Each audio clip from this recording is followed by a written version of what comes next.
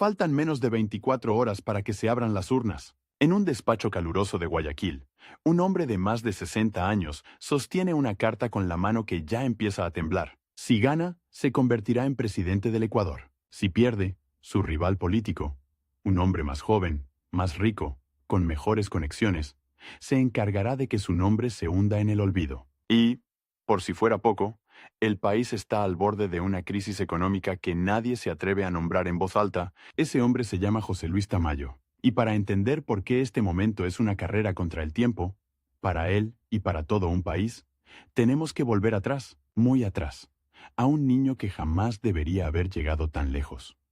Guayaquil, 1858. La ciudad no es la postal luminosa que imaginamos hoy. Es un puerto áspero, húmedo y peligroso. El aire huele a mar, a cacao fermentado y a madera podrida. Las casas de caña y madera crujen con cada brisa caliente. Las epidemias se llevan niños antes de que aprendan a pronunciar su propio nombre. La ciudad vive pendiente de dos miedos: el fuego y la fiebre. En una de esas casas humildes, en pleno verano, nace José Luis Tamayo. No hay médicos de renombre, no hay retratos de familia ni vajillas de plata. Solo el llanto del recién nacido mezclándose con los gritos del puerto, donde descargan sacos de cacao que no le pertenecen, donde se decide la riqueza de unos pocos y la miseria de muchos. Desde pequeño, José entiende algo que marcará toda su vida.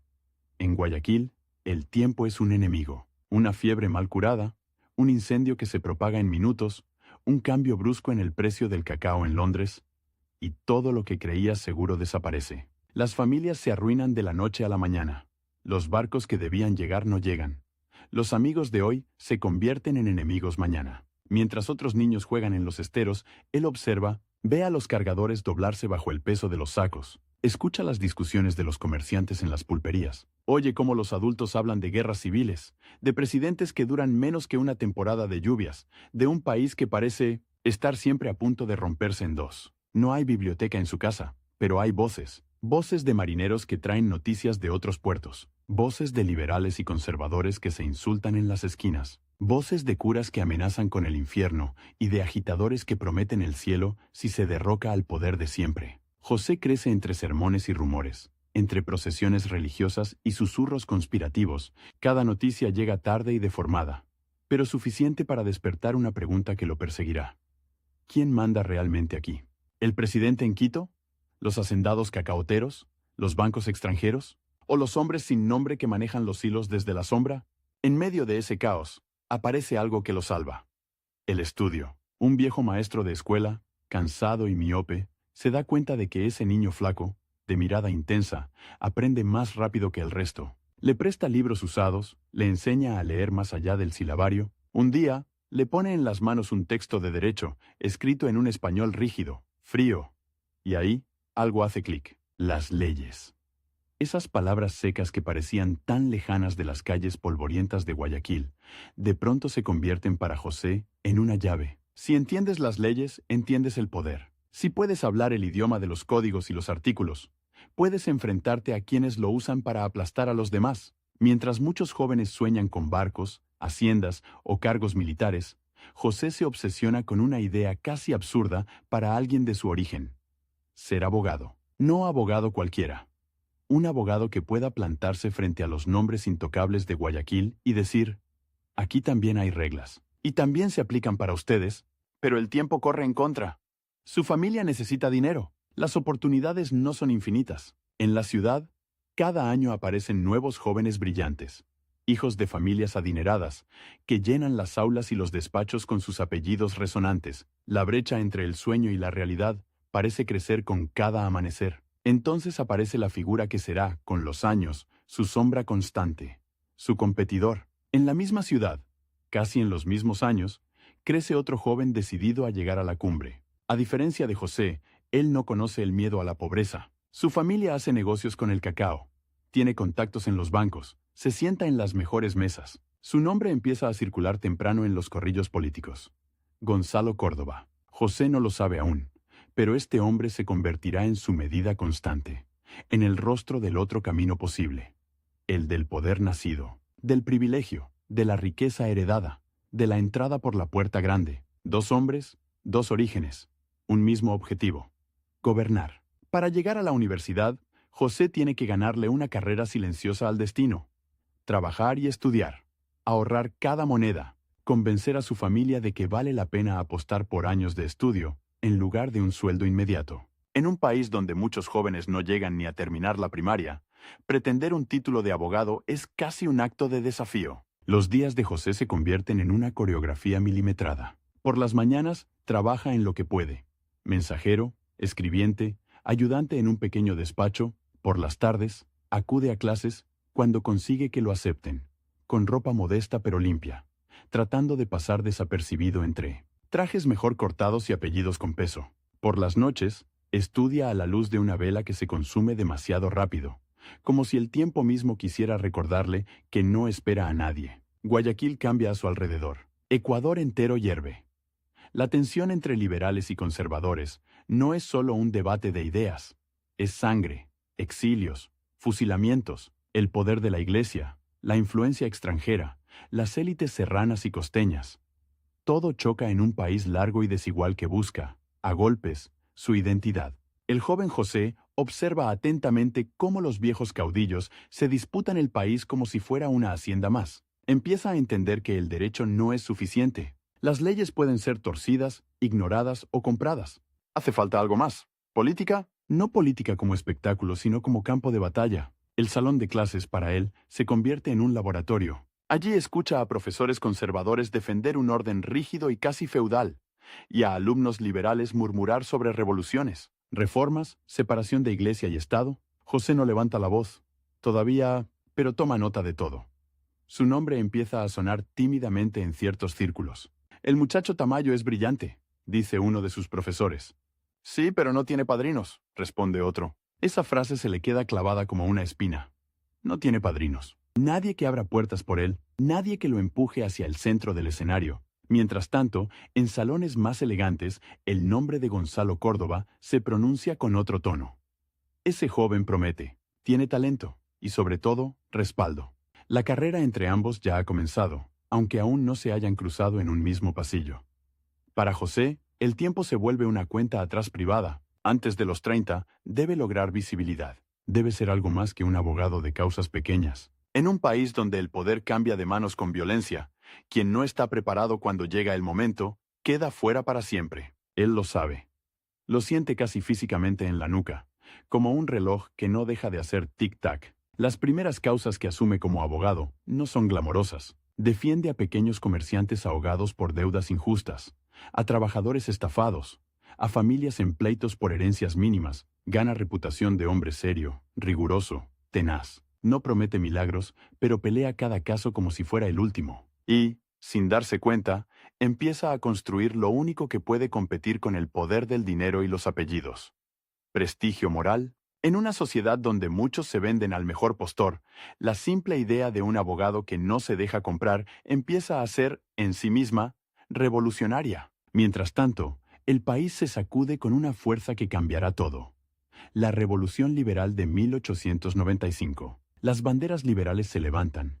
Los viejos órdenes conservadores tiemblan. Eloy Alfaro se convierte en figura mítica, en símbolo de una época nueva. El país entra en una fase de reformas profundas, pero también de guerras, alianzas frágiles y traiciones. Para José, la revolución no es solo un titular, es una oportunidad y un riesgo a la vez. Si se mantiene al margen, corre el peligro de quedar atrapado en el pasado. Si se lanza de cabeza, puede perderlo todo si la marea cambia. Otra vez, el tiempo lo acorrala.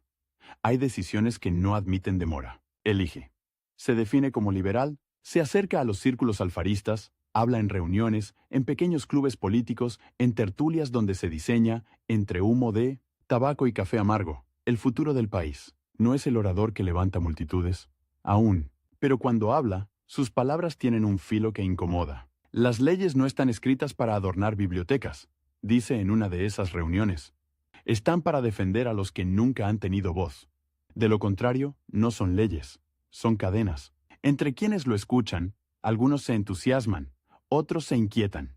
Y poco a poco, nombres importantes del liberalismo empiezan a verlo no solo como un abogado más, sino como un posible cuadro político. Un hombre que puede ser útil para sostener el nuevo orden que se está construyendo con tanto esfuerzo y tanta sangre. Pero el liberalismo no es un bloque homogéneo. Detrás de las banderas compartidas hay ambiciones personales, facciones, resentimientos. Los viejos caudillos no quieren ceder espacio a las nuevas generaciones. Y los jóvenes, como Tamayo, saben que si no conquistan ese espacio rápido, se quedarán encerrados en cargos menores, útiles pero prescindibles. En ese contexto aparece, por primera vez, frente a frente, su rival. En una reunión política en Guayaquil, los jóvenes liberales discuten sobre cómo consolidar el poder recién ganado. José, todavía más acostumbrado a los tribunales que a los mítines, escucha en silencio. De pronto, toma la palabra, con calma, y hace una crítica directa a los excesos de ciertos líderes liberales que actúan como si hubieran sustituido a los conservadores solo para ocupar su lugar, no para cambiar las reglas del juego. Cuando termina, el silencio es denso, y entonces, otro joven, elegante, seguro de sí mismo, interviene. Lo hace con una sonrisa cortés, pero con un tono que no deja dudas de que está marcando territorio. Mi estimado Tamayo, dice, es muy loable su idealismo, pero gobernar no es un ejercicio de pureza, es un arte de equilibrio. Quien pretende cambiarlo todo demasiado rápido, termina perdiéndolo todo. El país no puede vivir en eterna revolución. Ese joven es Gonzalo Córdoba. En ese intercambio educado, disfrazado de debate, se dibuja una línea invisible. De un lado, el jurista que quiere que las leyes sirvan a los olvidados. Del otro, el político pragmático que entiende el poder como un juego de fuerzas donde lo importante es conservarlo. A partir de ese momento, cada avance de uno será percibido por el otro como un desafío. Los años siguientes son una carrera de fondo. Tamayo se hace un nombre en Quito y en Guayaquil como hombre de confianza en cargos públicos intermedios, asesor legal, funcionario, que no improvisa, que estudia cada documento, cada decreto, cada contrato. No se le ve golpeando la mesa, pero quienes trabajan con él saben que tiene una cualidad peligrosa. Memoria. Recuerda quién firmó qué, quién prometió qué, quién se contradijo y cuándo. El país sigue viviendo al borde del abismo. Ecuador es, en buena medida, rehén del cacao. Si la cosecha es buena y los precios internacionales son altos, las ciudades se embriagan de optimismo. Si algo falla, la economía se desploma. Los barcos que entran y salen del puerto de Guayaquil dictan el ritmo de la política, la estabilidad de los gobiernos, la posibilidad de pagar sueldos y de evitar motines. Tamayo, que ha crecido oliendo ese cacao y viendo su poder, entiende mejor que muchos lo frágil que es esa riqueza. Sabe que cualquier proyecto político serio deberá enfrentarse a esa dependencia. Sabe, también, que quienes se benefician de ella no renunciarán a sus privilegios sin resistencia. La élite económica observa con cuidado a los políticos emergentes, y ahí reaparecen los dos nombres en paralelo. José Luis Tamayo, el abogado minucioso, el liberal de convicciones. Gonzalo Córdoba, el político hábil, el hombre que sabe hablar tanto con los caudillos como con los banqueros. Los rumores empiezan a circular con la velocidad de siempre en Guayaquil. Alguno de esos dos llegará a la presidencia, dicen algunos. Solo uno, responden otros, y ese solo uno empieza a pesar como una sentencia. Para José, el tiempo vuelve a comprimirse. Tiene que demostrar que no es solo un técnico, no es solo un hombre de papeles. Tiene que probar que puede liderar, negociar, imponerse cuando haga falta, que puede, en suma, ser más que un apoyo. Puede ser el rostro del poder mismo. Los días de juventud han quedado atrás. El niño que corría por las calles de tierra ahora camina despachos alfombrados, pero no olvida de dónde viene. A veces, cuando la política se convierte en un juego sofocante de intrigas y pactos, recuerda el olor a cacao, la humedad de su barrio, las historias de los cargadores que nunca tuvieron voz. Esas memorias actúan como un metrónomo interior que le marca el ritmo, que le recuerda por qué empezó todo. Pero los recuerdos no bastan. La política no perdona a quienes se distraen. Los años pasan, los gobiernos se suceden, las alianzas se rompen y se rearman. Cada crisis abre una ventana breve para quienes están listos, y la cierra para quienes dudan. En ese torbellino, Tamayo siente cada vez con más claridad una verdad incómoda. Si no se decide pronto a dar el salto hacia la máxima responsabilidad, el tiempo lo va a pasar por encima. Hay una generación detrás de la suya esperando su turno, y los banqueros, los hacendados, los caudillos serranos y costeños solo ponen su ficha sobre la mesa cuando el caballo que eligen parece estar en el momento justo. Y entonces, casi como en una repetición aumentada del pasado, el país se acerca de nuevo a una encrucijada. Se aproxima un nuevo ciclo electoral. La economía da señales inquietantes, como un barco que comienza a hacer agua por partes invisibles. En los corrillos políticos, los nombres se barajan como cartas marcadas. Uno de esos nombres, inevitablemente, es el suyo. Otro, el de su viejo competidor. Esta vez, la carrera ya no es silenciosa ni abstracta. Ahora todos saben que, al final de ese proceso, solo uno estará en el Palacio de Carondelet, y el país que recibirá no será el de los sueños juveniles. Será un país cansado, endeudado, profundamente desigual, un país donde cada decisión, cada decreto, tendrá el peso del tiempo que se agota. José Luis Tamayo mira el calendario. Faltan meses para las elecciones, meses que se sienten como segundos, meses en los que tendrá que convencer a aliados reacios, soportar ataques, negociar con fuerzas que no confían del todo en él, demostrar que puede sostener sobre los hombros no solo su ambición, sino las esperanzas y los temores de millones. En ese reloj implacable se concentra toda su vida. El niño del puerto, el estudiante sin padrinos, el abogado que no se vende, el liberal que eligió el riesgo en lugar de la comodidad. Todos esos Tamayo confluyen en un solo hombre al que la historia le exige una respuesta clara. Y muy pronto, porque, mientras las imprentas se preparan para imprimir papeletas y los discursos se redactan a toda prisa, una verdad se hace evidente para todos. Ecuador está a punto de decidir quién llevará el timón en medio de una tormenta que se aproxima silenciosamente desde el horizonte económico y social. Y para José Luis Tamayo, esa decisión no es solo un paso más en su carrera. Es la última oportunidad de demostrar que un hombre que salió de las calles calurosas de Guayaquil puede, contra todo pronóstico, no solo llegar a la cima, sino hacerlo antes de que el reloj marque definitivamente el final de su tiempo. Dentro de pocos meses, el niño pobre de Guayaquil estará sentado en el sillón presidencial. O estará de vuelta en su despacho, firmando demandas de comerciantes arruinados, mientras su rival entra al Palacio de Carondelet, con una sonrisa perfectamente calculada. El país no lo sabe, pero en esa carrera de dos hombres contra el reloj, lo que está en juego no es solo un cargo, es quien carga con cientos en vez la culpa de una crisis que ya ha empezado a romperse por dentro. Es 1919. En los cafés de Quito y Guayaquil, los rumores hierven más rápido que el café en las hornillas de carbón. Se acerca un nuevo periodo presidencial. El cacao, esa riqueza que durante años pareció inagotable, empieza a mostrar grietas.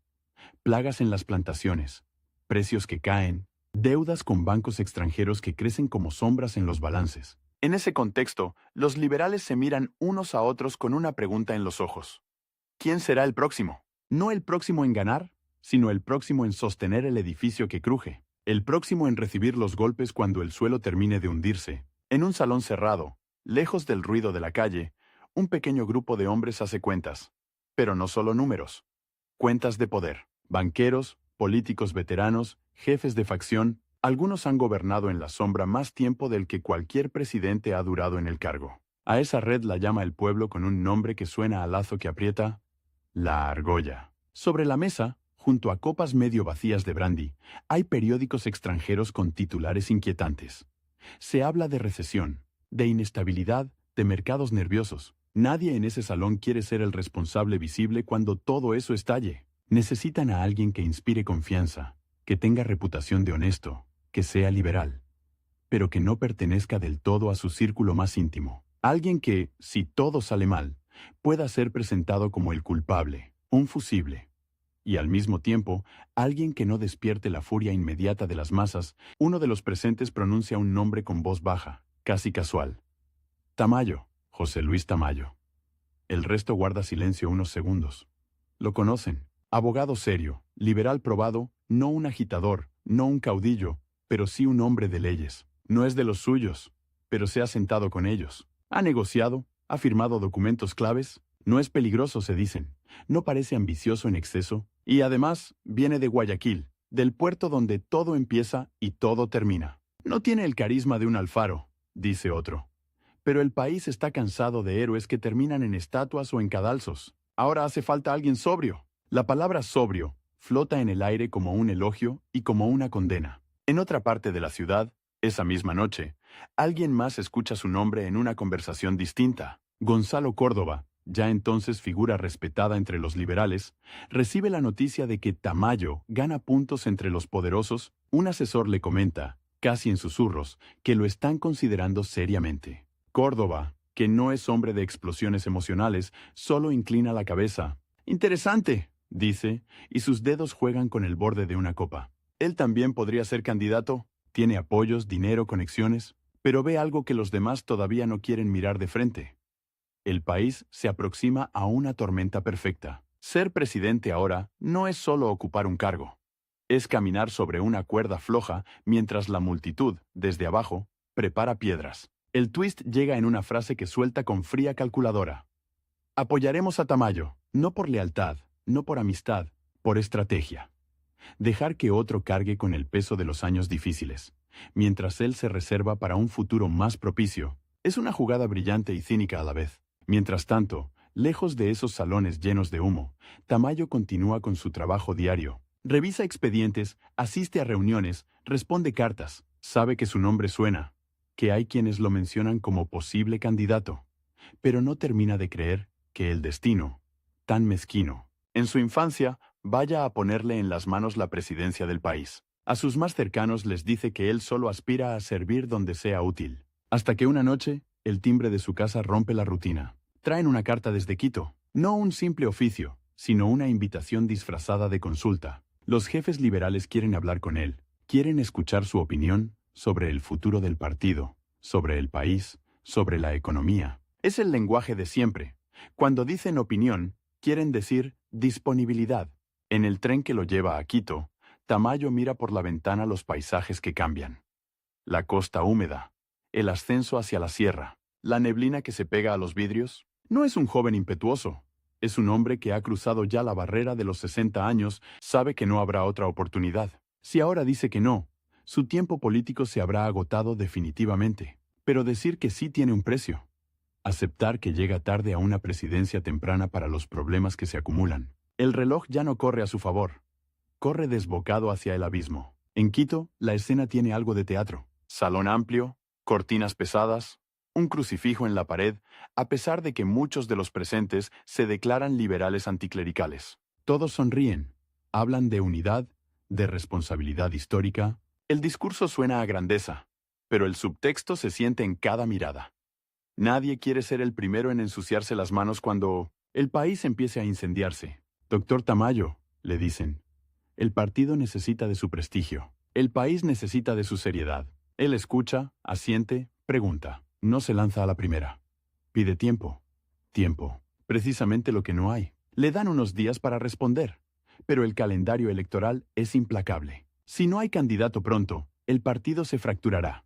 Y los conservadores, y hasta facciones dentro del mismo liberalismo, aprovecharán la grieta. Es, de nuevo, una carrera contra el reloj. En esos días, Tamayo camina por las calles frías de Quito, recordando el calor pegajoso de su Guayaquil natal. Piensa en sus primeros pupitres de madera, en el viejo maestro que le prestó el primer libro de derecho. Piensa en todos los casos en que defendió a gente sin apellidos importantes, y en quienes, desde la comodidad de sus haciendas, lo ven ahora como una ficha útil. Entonces llega otra carta.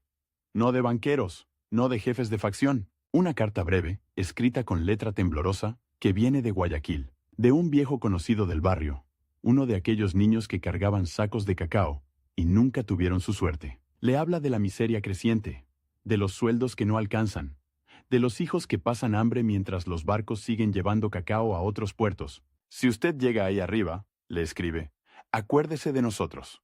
Alguien tiene que acordarse. Esa frase lo persigue toda la noche. Cuando al fin se sienta frente a los líderes liberales, su respuesta no es un grito triunfal, sino una aceptación sobria, casi sombría. Si consideran que puedo servir al país en esa posición, no me negaré. Pero sepan que no seré un presidente decorativo. Algunos sonríen de compromiso. Otros se miran entre sí, incómodos. No esperaban esa advertencia. La maquinaria se pone en marcha. En cuestión de semanas, carteles, panfletos y periódicos empiezan a repetir su nombre. José Luis Tamayo. Lo presentan como continuador del liberalismo, garante de estabilidad, hombre de ley en tiempos turbulentos. Su rostro, que durante años solo conocieron jueces, abogados y funcionarios, empieza a aparecer en paredes, en hojas volantes, en caricaturas. La campaña, sin embargo, es una carrera desgastante. Tamayo no es un tribuno joven que puede recorrer el país a caballo sin sentir el peso de los años. Cada viaje es un esfuerzo. Los trenes se atrasan, los caminos se desbordan cuando llueve, las mulas resbalan en las laderas, pero él insiste en ir donde otros solo mandan emisarios. Pueblos pequeños, parroquias olvidadas, ciudades donde el resentimiento hacia las élites es un volcán a punto de estallar. En un mitin en la costa, bajo un sol implacable, frente a trabajadores que han perdido parte de su salario por la caída del precio del cacao, pronuncia una frase que no estaba en el papel. No vengo a prometerles que mañana serán ricos. Sería mentirles. Vengo a decirles que, si llego a la presidencia, quienes hoy se enriquecen con su trabajo tendrán que rendir cuentas. El silencio que sigue tiene algo eléctrico. Algunos aplauden, otros lo miran con desconfianza. Entre los banqueros, esa frase cae como piedra en vidrio fino. Los periódicos afines a la élite reformulan sus palabras al día siguiente. Lo llaman peligroso demagogo. Hombre que no entiende la economía moderna. Tienen su propio candidato en mente, incluso si oficialmente apoyan al partido. Gonzalo Córdoba, que desde la sombra maniobra, mide fuerzas, observa cómo la figura de Tamayo se desgasta en cada plaza, en cada debate. El rival, sin embargo, juega una carta sorprendente. En una reunión pública, Córdoba declara: respaldamos la candidatura del doctor Tamayo. Es un hombre honesto, y el partido debe presentar un frente unido. Lo hace con una cortesía impecable. Pero Tamayo, que ha aprendido a leer entre líneas, entiende el mensaje oculto. Te cedo este turno, pero te estaré mirando, y si caes, yo estaré ahí para ocupar tu lugar. La campaña se convierte en un reloj de arena que se vacía demasiado rápido. Cada día trae un nuevo rumor, una nueva acusación, un nuevo panfleto anónimo. Lo acusan de ser demasiado blando, demasiado rígido, demasiado cercano a los banqueros, demasiado lejano de ellos. Todos proyectan sobre él sus miedos y sus esperanzas. Una noche, de regreso de un mitin en la sierra, el coche en el que viaja se detiene en un camino empinado. La niebla es tan espesa que apenas se ven las manos. De repente, el cochero jura haber escuchado un disparo. Los caballos se encabritan. No se sabe si fue un intento de intimidación, un tiro al aire o simple paranoia. Pero en esa oscuridad, con el corazón acelerado, Tamayo entiende algo con absoluta claridad. Hay quienes están dispuestos a todo para que no llegue a Carondelet. El día de las elecciones no trae alivio, sino un nuevo tipo de angustia. Desde temprano, las filas frente a las urnas se forman en ciudades y pueblos. Hombres de todas las edades, algunos apenas alfabetos, marcan con mano temblorosa una papeleta que lleva su nombre o el de sus adversarios. En Guayaquil, algunos trabajadores llegan a votar con la ropa manchada de cacao y sudor. En Quito, abogados, comerciantes y militares observan el proceso con gesto grave. Tamayo no vota rodeado de cámaras y aplausos ruidosos. Lo hace con la misma sobriedad con la que ha firmado cientos de escritos legales. Pero por dentro, siente que cada papel que cae en las urnas es un latido más cerca de un destino que no sabe si desea o teme. Los conteos son lentos, tediosos, sospechosos. En ciertos recintos desaparecen actas durante horas. En otros, aparecen votos de más. Las noticias llegan fragmentadas. Ventaja en tal provincia, desventaja en tal ciudad. Sus partidarios más cercanos lo tranquilizan. Le aseguran que la tendencia es favorable. Sus adversarios difunden versiones de fraude, de compra de votos, de presión a los funcionarios. En la habitación donde espera noticias, el tiempo parece haberse detenido. La vela se consume. El reloj de pared marca cada minuto con una crueldad casi física. Finalmente, cerca de la medianoche, irrumpe uno de sus colaboradores con el rostro desencajado, más por la tensión que por la fatiga. «Doctor», toma aire, como si las palabras pesaran. «Ganamos. No es una victoria aplastante. Es una ventaja suficiente pero no cómoda». La mitad del país parece haber respirado con alivio. La otra mitad, con rabia contenida. Por un instante, Tamayo siente una mezcla de alivio, vértigo y una punzada de algo que se parece mucho al miedo. «Ha ganado. Ahora ya no hay marcha atrás». La mañana siguiente, los periódicos titulan su triunfo con grandes letras. Algunos hablan de triunfo del liberalismo, otros de victoria del orden. En los cafés, en las barberías, en los mercados, el debate es feroz. ¿Es el hombre correcto para tiempos tan difíciles? ¿No es demasiado mayor?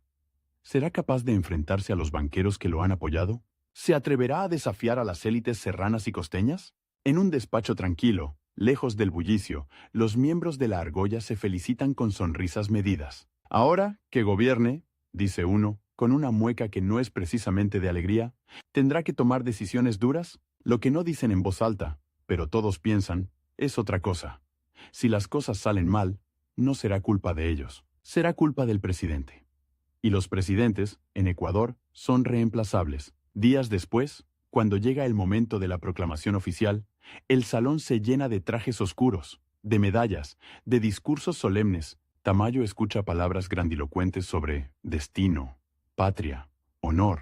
Siente el peso de la banda presidencial cuando se la colocan sobre el pecho, y por un segundo, las voces del presente se mezclan con los gritos lejanos del puerto de su infancia. Entre la multitud de políticos que se acercan a felicitarlo, aparece el rostro impecablemente arreglado de Gonzalo Córdoba. Le estrecha la mano con firmeza, sonríe para las miradas curiosas y, en un susurro que solo él puede oír, deja caer una frase que es media felicitación, media advertencia.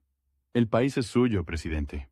Por ahora. Luego se retira, dejando tras de sí un perfume caro y una sensación de amenaza envuelta en cortesía. Esa noche, Tamayo entra por primera vez, como jefe de Estado, al Palacio de Carondelet. Los pasillos son largos, fríos, cargados de historias de presidentes depuestos, exiliados, asesinados. Las paredes parecen mirar. Desde los balcones se ve la ciudad extendida, con sus luces débiles titilando como si fueran velas a punto de extinguirse. En la plaza, algunos celebran, otros murmuran. No todos confían, no todos creen. Hay trabajadores que no han podido dejar de pensar en el salario que no alcanza, en los hijos que esperan en casas de madera y zinc. Hay banqueros que revisan sus libros de cuentas, calculando cuánto tiempo más podrán sostener sus privilegios. Hay militares que analizan el humor de la tropa. En un escritorio antiguo, Tamayo se sienta frente a la primera pila de documentos que necesitarán su firma. Decretos urgentes, informes alarmantes sobre la caída del cacao, reportes de descontento obrero, cartas de provincias que piden obras, escuelas, caminos. Todo eso cae sobre él de golpe, como si el país entero se hubiera estado conteniendo para lanzarle sus problemas en el mismo segundo en que asumió el cargo. Dentro de 4 años, otros juzgarán su gobierno. Dirán si fue débil, si fue firme, si fue justo o cómplice. Pero ahora, en este instante, lo único claro es que el tiempo no le concede una tregua. No habrá período de gracia. No habrá luna de miel con el poder. Mientras mira por la ventana el cielo oscuro sobre Quito, siente de nuevo ese viejo tic-tac invisible que lo ha acompañado desde niño. Solo que ahora, cada segundo que pasa no amenaza solo su carrera, sino el destino de un país entero que se tambalea entre la esperanza y la desesperación. Y, en la sombra de ese despacho, aunque nadie pueda verlo, el rival que ha decidido esperar su turno, Gonzalo Córdoba, ya imagina el día en que el reloj deje de marcar el tiempo de Tamayo, para empezar a marcar el suyo. Lo que ni él ni su rival saben esa noche es que, detrás de esos muros silenciosos del palacio, ya se han comenzado a escribir listas de muertos. En menos de 3 años, las calles se llenarán de gritos, de disparos, de cuerpos que nadie reclamará, y en cada carta, en cada periódico, habrá una misma pregunta venenosa. ¿Quién dio la orden? Por ahora, todo parece ordenado. Pero es un orden parecido al de un volcán dormido. Por fuera, calma. Por dentro, presión acumulándose en silencio. Los primeros días de gobierno tienen sabor a engaño. Desde afuera, el país ve ceremonias, discursos solemnes, visitas de cortesía. Desde adentro, Tamayo ve papeles, decenas, cientos de papeles. Informes del Ministerio de Hacienda que hablan de una deuda que se ha vuelto un laberinto. Bonos emitidos a la carrera. Préstamos, con bancos extranjeros. Compromisos firmados por gobiernos anteriores que ahora le explotan en las manos. En una de sus primeras reuniones, el ministro le señala una cifra, subrayada en rojo. Si no renegociamos esto, dice, golpeando suavemente el papel. En un año, el Estado no podrá pagar ni su propia nómina. Tamayo escucha, hace preguntas, pide que le traigan los contratos originales. Quiere entender cada cláusula. No es un hombre que firme por costumbre. Pero cada día que se toma para estudiar un documento es un día que los mercados no tienen respuesta. Y el reloj, implacable, ya empezó a descontar. La argolla, mientras tanto, observa, no se mueve de inmediato. Deja que el nuevo presidente sienta el peso de la banda, el sabor agrio de las decisiones imposibles. En un salón privado, uno de sus miembros comenta: Si intenta pelearse con todos, se quedará solo antes de la mitad del periodo. Y si no hace nada, el pueblo lo hará responsable igual, responde otro, con una sonrisa delgada. Paciencia. Tamayo tira de un lado y del otro. Por un lado, las exigencias de los banqueros, que reclaman seguridad, continuidad, garantías. Por otro, las cartas que llegan del interior. Maestros que piden sueldos, campesinos que denuncian abusos de hacendados, obreros que hablan de jornadas de 12 y 14 horas por un salario que se encoge con la caída del cacao. Una tarde, el presidente se encierra con sus asesores económicos. Sobre la mesa, dos rutas.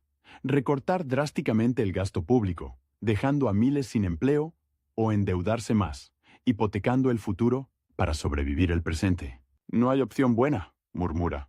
Solo hay opciones menos crueles. Alguien sugiere aumentar impuestos a las exportaciones de cacao, otro advierte que eso enfurecerá a los grandes productores, precisamente los que aún sostienen buena parte de la economía. Cualquier decisión es una piedra que, al caer, salpicará a inocentes. Aún así, Tamayo no se resigna a ser un simple administrador de crisis. Promueve la creación de escuelas en provincias donde la palabra libro es casi un lujo. Ordena que se revisen las condiciones laborales en ciertos ingenios, donde los trabajadores viven en barracas que parecen más corrales que viviendas humanas. Instruye a sus ministros para que impulsen obras públicas.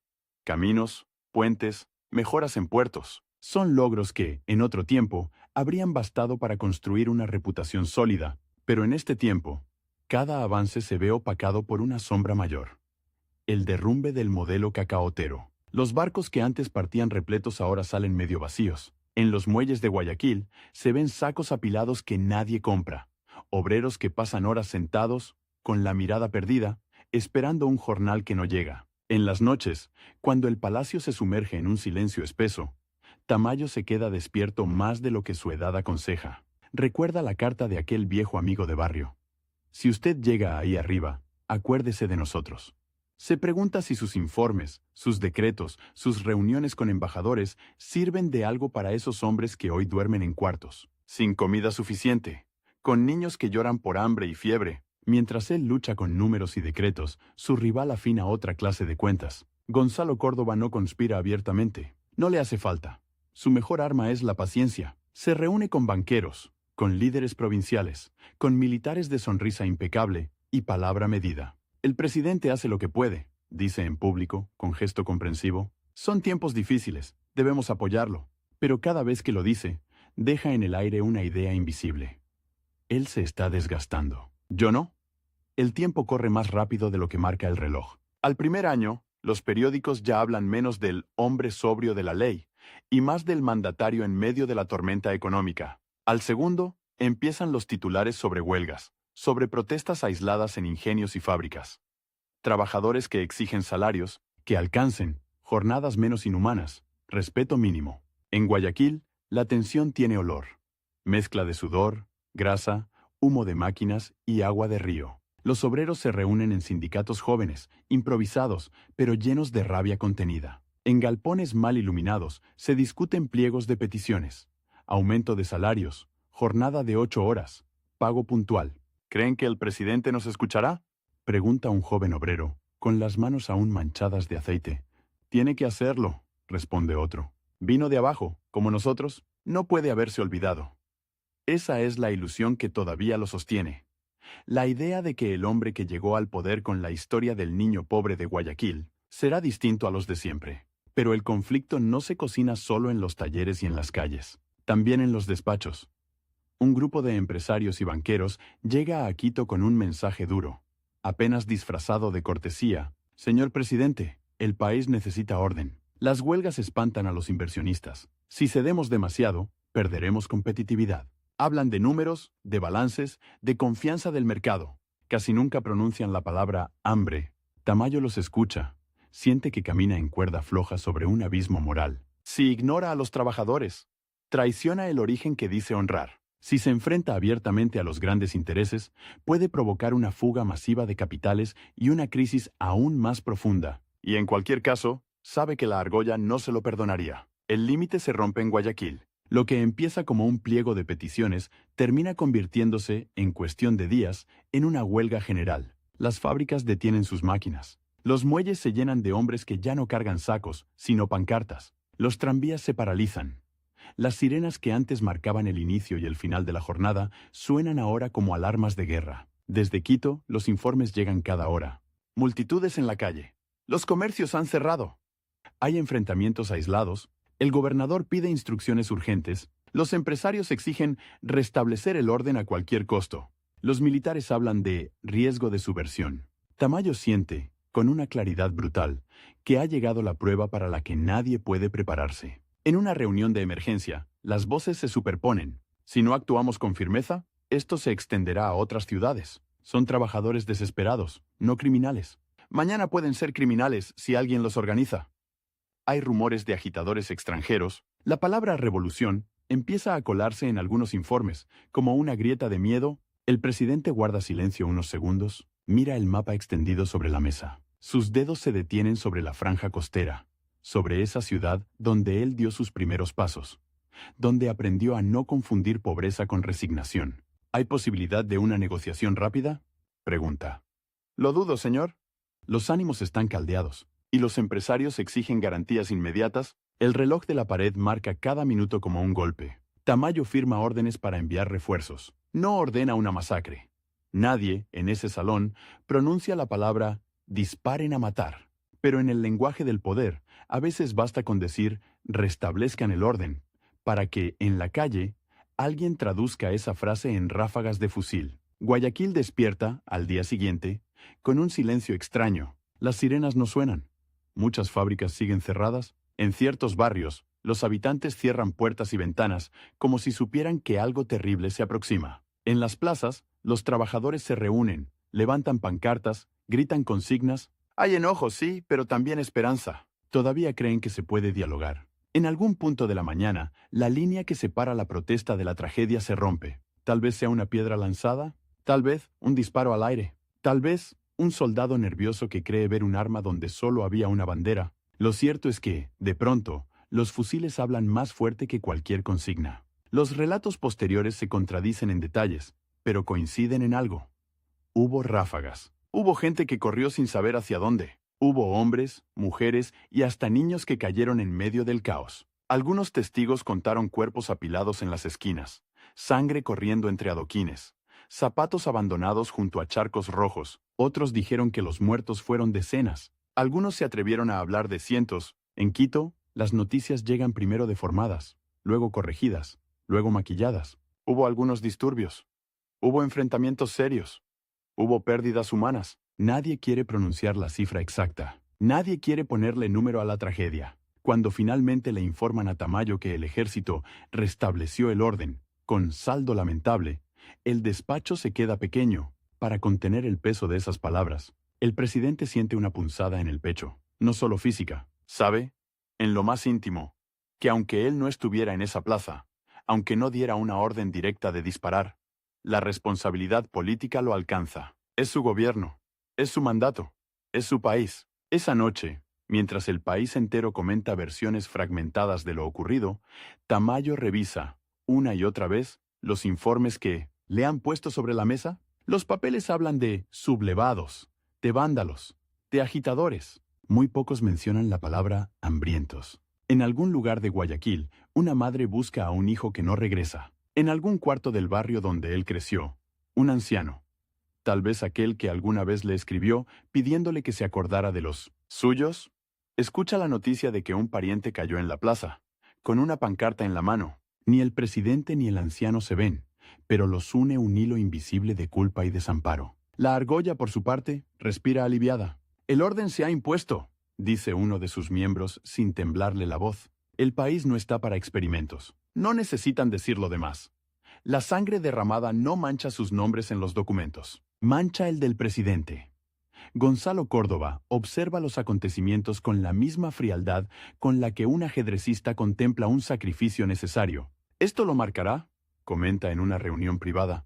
Podría haber sido distinto, claro, pero ahora el país lo asociará con la represión. ¿No teme que esa imagen salpique al liberalismo entero?, pregunta alguien. Él se encoge de hombros. Ya veremos. Tal vez, cuando llegue mi momento, el país prefiera una mano firme pero sin sangre fresca en la memoria inmediata. El gran twist de estos años de gobierno es precisamente ese. El hombre que llegó a Carondelet con la imagen del niño pobre que se hizo a sí mismo, del abogado que defendía a los débiles, queda asociado, para una parte del pueblo, con el ruido de los fusiles apagando la voz de los trabajadores. No importa cuántas escuelas se abran, cuántos caminos se inauguren, cuántos compromisos de deuda se renegocien. La sombra de la masacre es más grande que cualquier obra de piedra o ladrillo. Y sin embargo, el gobierno de Tamayo no es solo sangre y crisis. En medio del caos, se firman acuerdos con acreedores extranjeros que evitan una bancarrota inmediata del Estado. Se reorganizan ciertas instituciones, se intenta hacer más eficiente una administración cargada de vicios heredados. En provincias olvidadas, algunos pueblos reciben por primera vez la visita de un médico enviado por el Estado, o ven levantarse un edificio escolar donde antes solo había un galpón de madera. En más de una ocasión, el presidente choca con miembros de la argolla al negarse a firmar contratos claramente abusivos. No he llegado a este cargo para enriquecer a unos pocos más, dice, con un tono que mezcla cansancio y firmeza. Esas pequeñas batallas, casi invisibles para el gran público, le ganan enemistades silenciosas. Gente que, en lugar de enfrentarlo abiertamente, se limita a esperar la oportunidad de retirarle su apoyo en el momento más crítico. El tiempo, mientras tanto, sigue corriendo. Cada aniversario de su gobierno se celebra con discursos oficiales, pero también con balances implacables en la prensa. Los opositores señalan, con razón y exageración mezcladas, cada error, cada demora, cada contradicción. Los aliados se esfuerzan por resaltar lo positivo, pero se topan siempre con la misma pregunta en la calle. ¿Y los muertos de Guayaquil? En los últimos meses de su mandato, el desgaste es visible, los rasgos de Tamayo se endurecen. Sus pasos son un poco más lentos, sus noches más largas. Sabe que no será reelegido. Sabe que, de hecho, la Constitución y las reglas políticas del momento no están hechas para eternizar a un presidente, sino para reemplazarlo. Cuando ya ha recibido suficientes golpes por todos, lo que empieza a formarse, casi como una ecuación inevitable, es la sucesión. ¿Y quién se presenta como opción natural ante las élites cansadas de un gobernante conmocionado por crisis, huelgas y deudas? El mismo que esperó en silencio, que respaldó en público, que midió cada palabra mientras el otro se quemaba en la hoguera del poder. Gonzalo Córdoba. Mientras se acerca el final de sus 4 años, Tamayo entiende que su tiempo se agota no solo en el calendario, sino en la memoria del país. No le queda espacio para grandes giros, para reformas espectaculares. Lo que puede hacer, lo hace en silencio. Ajustar cuentas, dejar ciertos proyectos encaminados, tratar de que el Estado no se desplome por completo al día siguiente de su salida. En uno de sus últimos recorridos oficiales, vuelve a Guayaquil. El aire húmedo, el olor del río, el bullicio del puerto, lo golpean con la fuerza de un recuerdo que nunca se fue. Pasa en coche por calles donde aún se murmura sobre la huelga, sobre los disparos, sobre los cuerpos. Ve rostros que no lo aplauden ni lo insultan. Lo miran, simplemente, con una mezcla de curiosidad, resentimiento y cansancio. El niño pobre que soñaba con cambiar las reglas camina ahora como un hombre que sabe cuánto cuestan las decisiones cuando se toman desde el sillón presidencial. En la distancia, casi puede escuchar el eco de aquella frase que le susurró Córdoba el día de su posesión. El país es suyo, presidente. Por ahora. Ese por ahora está a punto de acabarse. Y mientras la arena del reloj cae sin pausa, el hombre que lo sucederá ya prepara su ascenso, convencido de que sabrá manejar mejor las fuerzas que han desgarrado estos 4 años. Lo que ninguno de los dos imagina es que la misma red de poder que hizo presidente a Tamayo será la que, tarde o temprano, apriete también sobre el cuello del propio Gonzalo Córdoba. Hay un momento exacto en que un hombre pasa de ser excelentísimo señor presidente a convertirse en un anciano al que nadie aparta la mirada para abrirle paso. Ese instante tiene algo de caída libre. Un día, José Luis Tamayo firma decretos rodeado de ministros y escoltas. Al siguiente, camina por un pasillo demasiado largo hacia una puerta que se cerrará detrás de él y que nunca más volverá a abrirse para dejarlo entrar como dueño del país. La banda presidencial ya no cruza su pecho. Está doblada, guardada en un cofre que no le pertenece. Frente a él, en la ceremonia de transmisión, está Gonzalo Córdoba. Impecable, seguro, con el brillo de quien está a punto de llegar al punto más alto de su ambición, Tamayo sostiene un segundo más la tela tricolor antes de entregársela. Ese segundo parece eterno, como si el tiempo, sabiendo que se agota, se resistiera a avanzar. Cuando por fin suelta la banda, sabe que no está entregando solo un símbolo. Está dejando en manos de su rival un país herido, un recuerdo manchado y, sobre todo, una batalla que ya no podrá pelear desde el centro del tablero. Las cámaras, esas cajas pesadas de trípode y flash explosivo, capturan el momento. El saludo protocolario, las sonrisas de compromiso, el apretón de manos. Ninguna fotografía muestra lo que ninguno de los dos dice. Córdoba susurra, inclinándose apenas. Gracias por sostener la tormenta, doctor. Ahora nos toca calmar las aguas. Tamayo lo mira a los ojos, y por primera vez siente no solo rivalidad, sino una especie de compasión anticipada. Las aguas no se calman porque uno quiera, Gonzalo. Responde en voz tan baja que ni el maestro de ceremonias la escucha. Se calman cuando ya no queda nada por arrastrar. Luego se separan. Uno va hacia el estrado, el otro hacia la sombra. Terminado el acto, Tamayo abandona el palacio sin banda, sin bastón, sin más escolta que unos cuantos funcionarios que lo acompañan por compromiso. El patio que tantas veces cruzó como jefe de Estado se le antoja ahora desproporcionado. Los pasos suenan huecos, exagerados. Al atravesar la puerta principal, la luz de la calle lo golpea como un recordatorio brutal.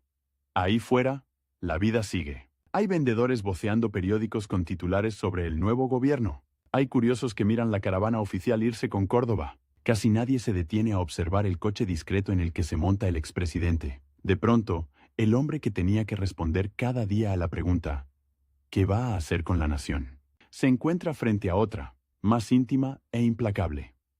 ¿Qué va a hacer con su propia vida, ahora que el reloj sigue corriendo, pero ¿ya no manda sobre ningún reloj? Regresa primero a Quito, a una casa menos solemne, con muebles que no huelen a Estado, sino a familia. Las paredes no exhiben retratos oficiales, sino fotografías viejas. El joven abogado de bigote negro, la pareja, los hijos. Durante semanas, su cuerpo sigue despertando antes del alba, como si aún tuviera que recibir informes. Se sienta en un escritorio sencillo, abre periódicos, revisa telegramas. La costumbre de gobernar es un vicio que no abandona de un día para otro, pero ahora los informes no llegan a su mesa, llegan a la de Córdoba.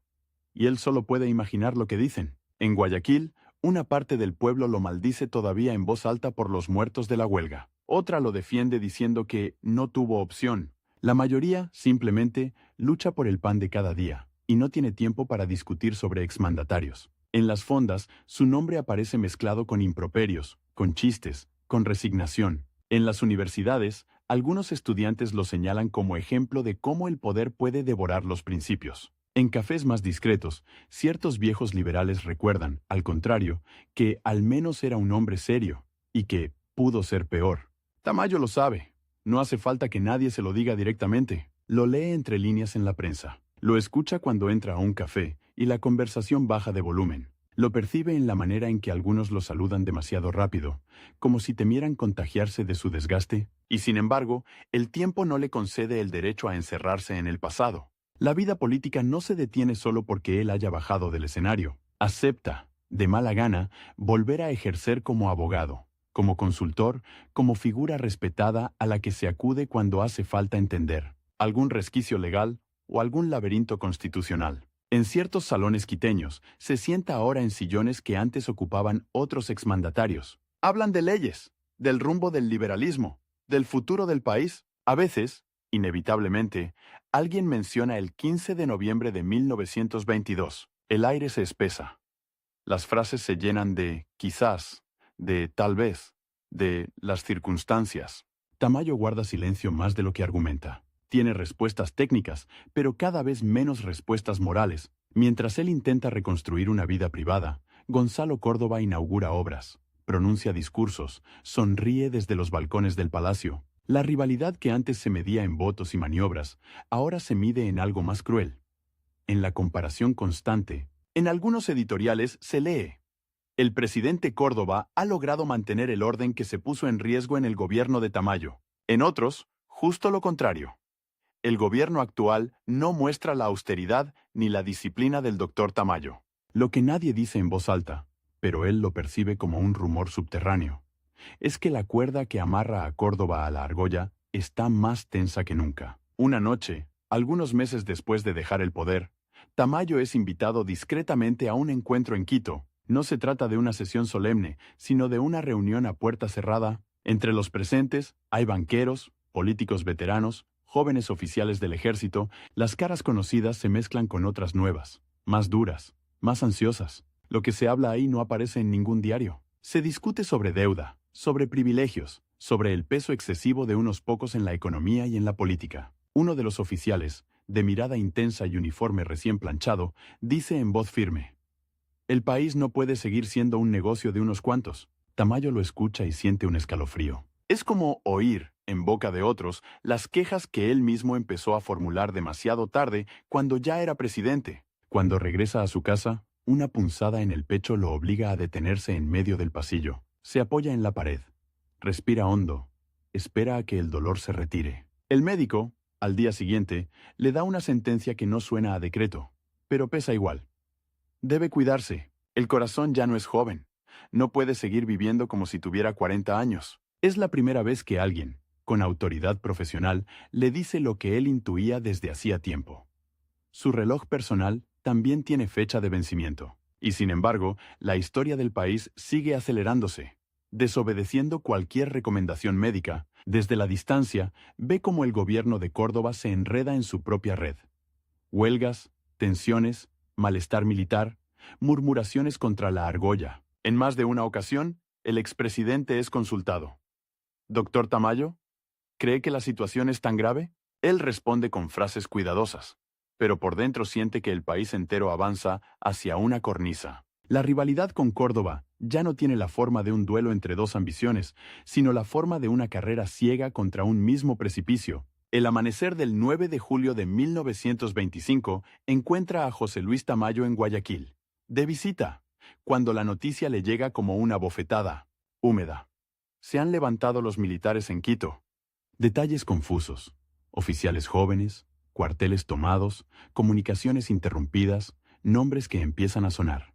La llamada Revolución Juliana. Los periódicos improvisan ediciones extraordinarias, las letras se imprimen torcidas, pero la idea queda clara. Gonzalo Córdoba ha sido derrocado por quienes, supuestamente, debían defender el orden. En las primeras crónicas, las escenas se describen con una mezcla de temor y fascinación. Soldados entrando al palacio con bayonetas caladas, oficiales dictando órdenes desde despachos donde antes se firmaban decretos, empleados retirando a toda prisa retratos oficiales de Córdoba para reemplazarlos con banderas. En algún pasillo que él conoce bien, manos nerviosas arrancan su propia fotografía de una pared, recordando que fue, para muchos, parte de la misma cadena de mando que ahora se quiere romper. Tamayo siente que el suelo se le mueve, no solo por la noticia, sino por el eco brutal de una verdad que se le impone. La misma red, que lo hizo presidente a él, la misma que luego impulsó a Córdoba, está siendo cortada a sablazos por manos que no quieren más hilos invisibles. La rivalidad de años queda reducida a una ironía histórica. Él y su adversario, usados, exprimidos y finalmente descartados por las mismas fuerzas que creyeron dominar. Cuando se entera de que Córdoba ha sido apresado, enfermo, sin banda ni aplausos, una imagen lo persigue sin piedad. La de la banda presidencial pasando de pecho en pecho como una soga elegante que, al final, estrangula a todos los que la llevan. En alguna parte del país hay quienes celebran la caída del viejo sistema, en otras se teme el vacío que deja. Tamayo, mientras tanto, escucha el murmullo de la ciudad portuaria y se pregunta si su destino habría sido muy distinto de haber permanecido un periodo más en el poder. No tiene respuesta. Tiene, en cambio, una sensación amarga. La de haber peleado la batalla equivocada. Los años siguientes lo encuentran en un lugar extraño. No es un héroe, no es exactamente un villano. Es un hombre al que la historia aún no sabe dónde colocar. Los nuevos gobiernos, hijos de la Revolución Juliana, lo miran con recelo pero también con cierta utilidad. En algunos momentos, su experiencia jurídica es convocada para opinar sobre reformas, sobre institucionalidad, sobre cómo evitar repetir ciertos errores. Él acepta participar, aunque con reservas. Sabe que su nombre no convoca multitudes, pero su conocimiento todavía pesa en mesas pequeñas donde se toman decisiones silenciosas. En Guayaquil, donde pasa cada vez más tiempo, su rutina cambia. Ya no son los desfiles ni las guardias de honor, sino caminatas lentas por calles que se han ensanchado, por muelles donde los barcos traen y llevan mercancías que ya no son solo sacos de cacao. El puerto ha cambiado y él también. A veces, niños que no lo reconocen lo empujan sin querer mientras juegan. Jóvenes trabajadores conversan de política sin imaginar que el hombre que pasa junto a ellos fue, en algún momento, el protagonista de esas mismas noticias que ahora leen en viejos recortes. Una tarde, sentado en una banca frente al río, un joven se le acerca, no trae respeto en la mirada, trae algo más duro.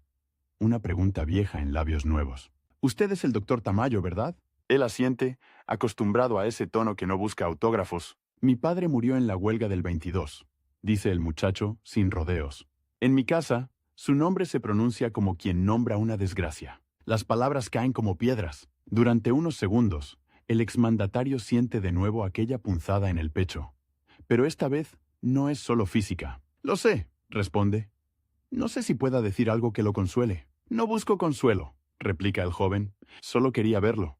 Ver si se arrepiente.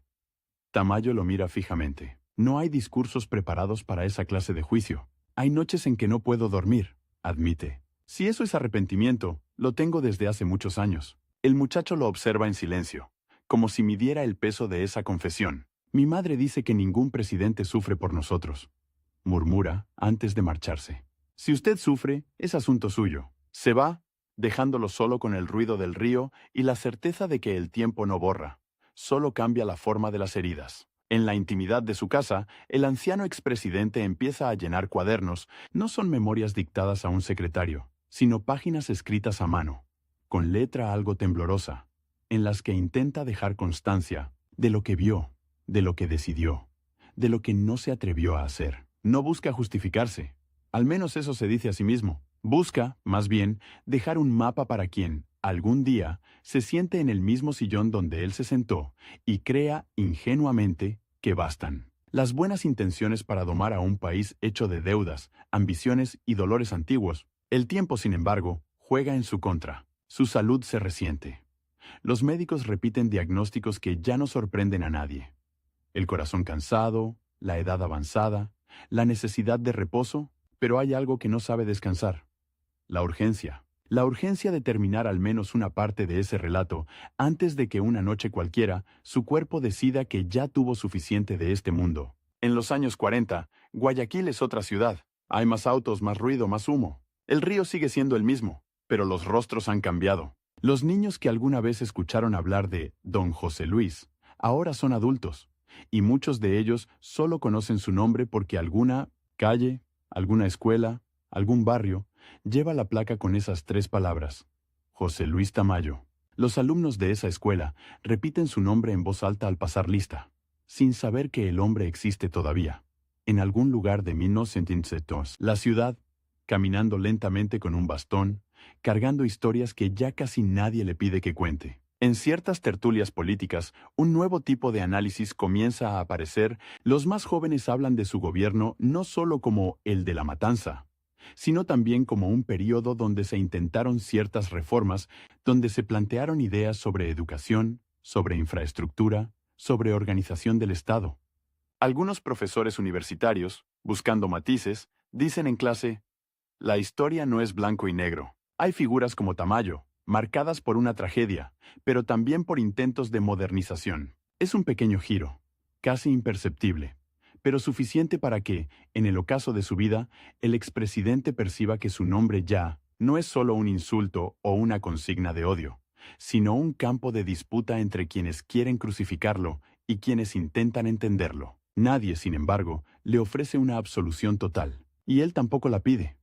Lo único que parece desear, en los últimos años, es que se reconozca que, incluso en medio de la telaraña de la argolla, hubo momentos en los que dijo no, en los que se negó a firmar contratos que habrían arruinado aún más al país, en los que prefirió perder aliados, poderosos antes que traicionar ciertos límites íntimos. Esas batallas invisibles no tienen monumentos, solo aparecen, a duras penas, en algún documento de archivo, en la memoria de algún funcionario veterano, en las páginas de esos cuadernos que llena pacientemente, En 1947, ya con casi 89 años, el cuerpo de José Luis Tamayo es una casa vieja que cruje por todos lados, las escaleras se vuelven montañas. Las noches, más largas. El reloj del comedor marca las horas con un tono grave que le recuerda, a cada campanada, que hay algo que se está acabando. Una mañana de julio, se sienta a escribir una vez más. La luz entra por la ventana, dibujando sombras sobre el papel. Escribe una frase dirigida a los que vendrán. Quien llega al poder debe saber que heredará culpas ajenas y sembrará culpas futuras, que no hay decisión sin costo ni neutralidad que no sea una forma de tomar partido. Levanta la pluma para continuar, pero la mano se le queda suspendida en el aire unos segundos más de lo normal. La punzada en el pecho regresa, esta vez con una fuerza distinta, definitiva. Se aferra al borde de la mesa, como si pudiera detener el derrumbe a pura voluntad. Alguien en la casa escucha el ruido de la silla cayendo. Corre al despacho, lo encuentra en el suelo, con la pluma aún manchada de tinta, la frase incompleta. Llaman al médico, pero el verdadero diagnóstico ya lo dictó el cuerpo. El reloj de José Luis Tamayo ha llegado a su último segundo. El 7 de julio de 1947, en Guayaquil, la noticia se esparce con una sobriedad casi tímida. Ha fallecido el expresidente de la República, Dr. José Luis Tamayo. Las radios lo anuncian entre un partido de fútbol y un boletín de comercio. Los diarios le dedican columnas que mezclan respeto y cautela.